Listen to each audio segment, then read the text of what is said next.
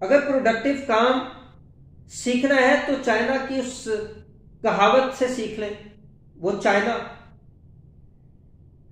जिसका मजहब पता नहीं क्या है, लेकिन पूरी दुनिया में हर सतह पे अपने अपने अवाम के कैलिबर को, मेंटालिटी को, विजन को इम्प्रूव करने के लिए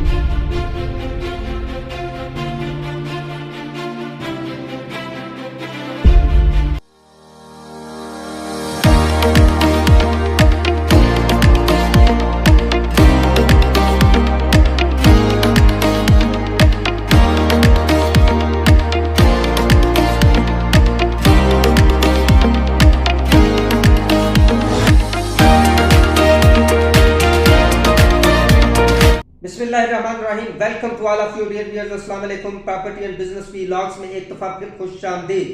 हाज़रीन, पाकिस्तानियों के लिए दुबई के वीजे बंद हैं, यानी पाकिस्तानियों पर पाबंदी है। बिलखसूस बाज़ इज़ला पर बहुत ही सख्ती है, जिनमें ज़िला टोबा टैक्सिंग भी है, और उसकी वजह बहुत ही शर्मनाक है। वजह यह है कि ज़िला टोबा टैक्सिंग से ही कमोबेश 850 खवातीन दुबई में बैगिंग करती हुई पाई गई, भीख मांगती हुई पाई गई, और यही आलम पूरे पाकिस्तान का है, जिसकी वजह से दुबई ने आप पे हम पे पाबंदी आयद की है कि खुदा के लिए पाकिस्तानी भिखारी हमारे मुल्क में मत भेजें। ये वजह है। अब सवाल यह है कि ये जो भीख मंगा जो रवाज है, या जो रवायत है, या जो रुझान है, इसकी वजह क्या है? इसकी वजह यह है कि पाकिस्तान में सखी बहुत पाए जाते हैं, सखावत बड़ी है पाकिस्तान में। पाकिस्तान के जब मुख्तलिफ एयरपोर्ट्स पे जब किसी भीख को, किसी भिखारी को 500 या 1000 का नोट मिलता है, या काफ़ी ज़्यादा डॉलर मिलते हैं, तो भिखारियों का कहना है कि हम समझ जाते हैं कि ये पाकिस्तानी होगा। अगर वो एशियन हैंड है, यानी वो इंडिया नहीं समझते, ये पाकिस्तानी होगा, क्योंकि पाकिस्तानियों को शायद अपना माल ज़्यादा पाक और साफ करने की ज़रूरत है, क्योंकि इन्हें अपने माल पे ज़्यादा शक है कि ये पता नहीं जायज़ तरीके से है या नाजायज़ तरीके से कमाया गया है। एक तो ये वजह है। पाकिस्तानी इशारों पे जब गाड़ियाँ रुकती हैं तो इशारे पे बड़ी शान और शौकत के साथ भीख देते हैं, सखी हैं।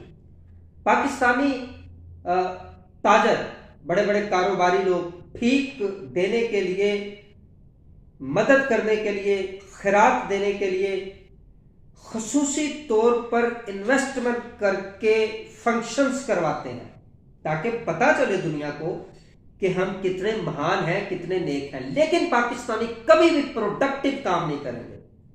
अब प्रोडक्टिव काम क्या है? प्रोडक्टिव काम वो है जिसकी हम बार बार तलकीन करते हैं, ट्रेनर्स, मोटिवेशनल स्पीकर्स बार बार करते हैं।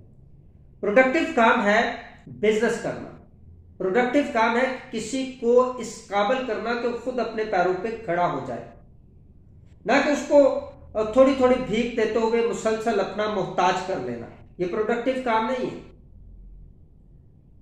प्रोडक्टिव काम है कि जब नबी पाक सल्लल्लाहु अलैहि वसल्लम के पास एक शख्स आया और उसने कहा कि या रसूल अल्लाह, मैं बहुत मजबूर हूं, बेकस हूं, कमजोर हूं, लाचार हूं, मेरी मदद कीजिए। तो आप सल्लल्लाहु अलैहि वसल्लम ने उसको कुल्हाड़ा दिया। ये बड़ा मशहूर वाक़या आप लोगों ने भी सुना है। कुल्हाड़ा दिया और कहा कि जाओ इससे लकड़ियां काटो, लकड़ियां काट के बाजार में बेचो, अर्निंग करो, पैसे कमाओ और अपने पैरों पर खड़े हो जाओ। उस शख्स ने वही काम शुरू किया, लकड़ियां काटनी शुरू की उस कुल्हाड़े से, और फिर एक वक्त आया कि वो अपने पैरों पर खड़ा हो गया और खुशहाल हो गया। ये प्रोडक्टिव काम है। अगर प्रोडक्टिव काम सीखना है तो चाइना की उस कहावत से सीख लें। वो चाइना जिसका मजहब पता नहीं क्या है, बहरहाल चाइनी कहावत है कि किसी को मछली ना खिलाओ, बल्कि उसको मछली पकड़ने का तरीका सिखाओ, ताकि वो मछली पकड़े, खुद से पकड़े, खुद मुख्तार हो जाए, पैरों पर खड़ा हो जाए। लेकिन पाकिस्तानी सारे काम करेंगे, प्रोडक्टिव काम नहीं करेंगे। पाकिस्तान के सरमायादार बिजनेस करते वक्त मैक्सिमम बेनिफिट खुद लेने की कोशिश करेंगे और काम करने वाले के साथ बार्गेनिंग करेंगे, लेकिन भिखारी को बड़े शौक से देंगे, क्योंकि सखावत भी तो नजर आनी चाहिए। पाकिस्तान के अंदर काम करने वाले को, स्किलफुल पर्सन को, लेबर को कमी कहा जाता है।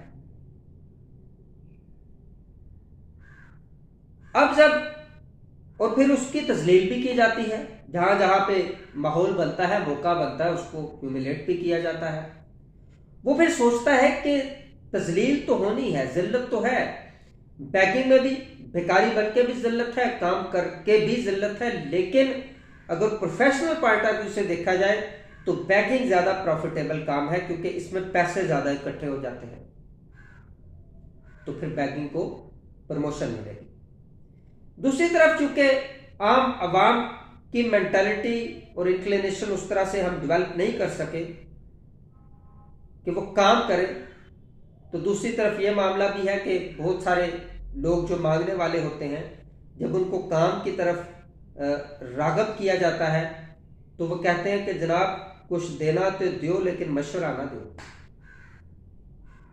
ये भी एक अलमिया है। बहरहाल अलमिया कुछ भी हो, स्टेट की भी यह जिम्मेदारी है कि वो इस चीज को कंट्रोल करे। अदरवाइज आप जितना मर्जी बड़े बड़े मुर्शिदान आ जाएं, मुर्शिद पे लेक्चर देते रहे, बड़े रस्तू बन के वो स्टैटिस्टिकल जमा तफरीक करते रहे, मुल्क की इकोनॉमी तरक्की नहीं कर सकेगी जब तक आप इस तरह के फैक्टर्स को कंट्रोल नहीं करेंगे।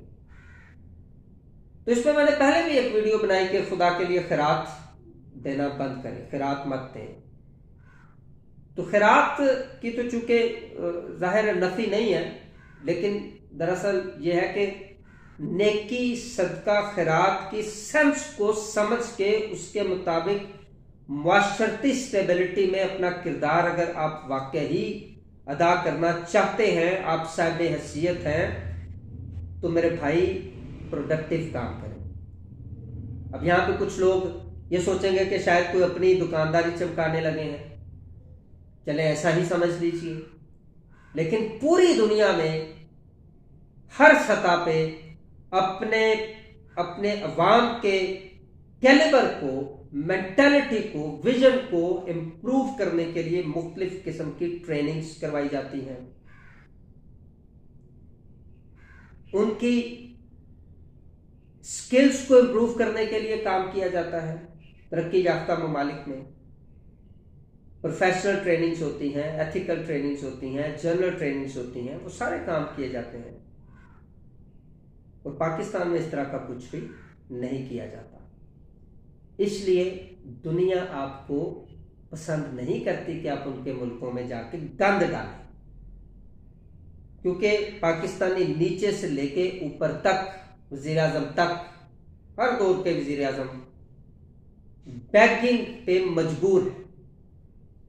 मजबूर क्यों है? बार बार उसी बात पे फोकस करूंगा, क्योंकि प्रोडक्टिविटी नहीं है, प्रोडक्टिव एक्टिविटीज नहीं है, छोटे छोटे बिजनेस नहीं है, रुझान नहीं है, शान में फर्क पड़ेगा, गुज्जर बादशाह की शान में फर्क पड़ेगा, राणे की शान में फर्क पड़ेगा, चट्टा दे पुत्र की शान फर्क पड़ेगा कि अगर आप छोटे छोटे बिजनेस करेंगे। लेकिन उस वक्त आपकी शान में फर्क नहीं पड़ेगा जब आपके वजीर आजम की सुत्तन उतार के उसकी चेकिंग की जाएगी। उस वक्त शान में फर्क नहीं पड़ेगा जब आपको अपने मुल्कों से निकाल के बाहर फेंका जाएगा कि खुदा के वास्ते साडा केड़ा छड़ दो, जेड़ा गंद पाना, जेड़ी मेंटालिटी घटिया सोच तुसी दिमाग च रखनी अपने मुल्क तक रखो, साडे च ना लिया। उस वक्त शान में फर्क नहीं पड़ेगा। पाकिस्तानियों, प्रोडक्टिविटी की तरफ जाएं, ये तकियानुसी पुरानी स्टूपिड घटिया बातों से निकले, खुदा का वास्ता है, वरना फिर अल्लामा इकबाल के शेर की तरह के दास्तां तक ना होगी तुम्हारी दास्तानों में। वैसे अब भी दास्तान रही कोई नहीं है, ओवरऑल कोई दास्तान नहीं रही है, लेकिन बतौर इंसान, बतौर मुसलमान, हमें हमारा ये यकीन है कि हमें ला तक़नतु मिन रहमतिल्लाह की ही सोच पे चलना है। अल्लाह की रहमत से मायूस कभी नहीं होना भी नहीं चाहिए।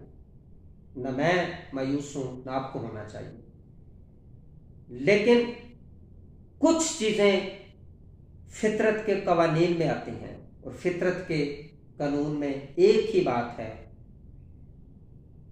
कि अगर आप नहीं समझेंगे, चाहे आप किसी भी मजहब से ताल्लुक़ रखते हैं, किसी भी कौम से ताल्लुक़ रखते हैं, किसी भी मुल्क से ताल्लुक़ रखते हैं, किसी बरादरी से ताल्लुक़ रखते हैं, किसी खानदान से ताल्लुक़ रखते हैं, किसी खित्ते से ताल्लुक़ रखते हैं, किसी भी कबीले से ताल्लुक़ रखते हैं, अगर आप परफॉर्म नहीं करेंगे, then you will be killed, you will be finished, you will be erased from the map of the world.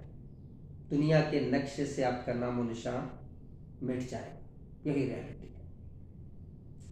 उम्मीद करता हूं कि मेरी बात आप तक पहुंची होगी। अगर पहुंच गई है तो इस बात को ज्यादा लोगों तक इसलिए पहुंचा दें कि हो सकता है कि किसी के दिल में यह बात उतर जाए। अल्लाह हम सबका हामी नासिर हो। अल्लाह पाकिस्तान को, आपको, हमें सबको खैर आफियत से रखे। Thank you very much for watching this video. Have a nice day.